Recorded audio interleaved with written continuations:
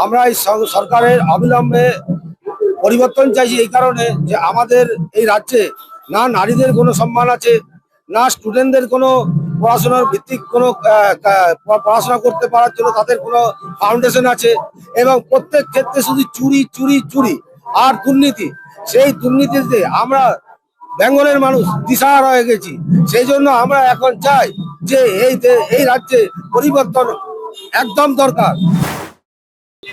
আমি অ্যাকচুয়ালি কোনো পার্টি পলিটিক্সে নেই, কোনো পার্টিতেই নেই আমি, কিন্তু সরকারের পরিবর্তন চাই। কারণ মহিলাদের সুরক্ষা বলতে কিছু নেই।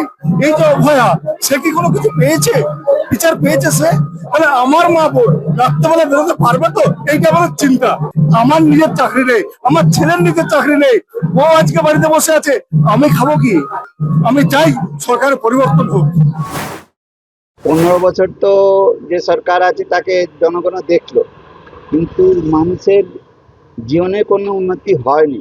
এবার পরিবর্তন হওয়া দরকার আছে। বিজেপি যদি আসে তাহলে বাংলার বোধহয় কিছু উন্নতি হবে, ভালো হবে আমি মনে করি ব্যক্তিগত।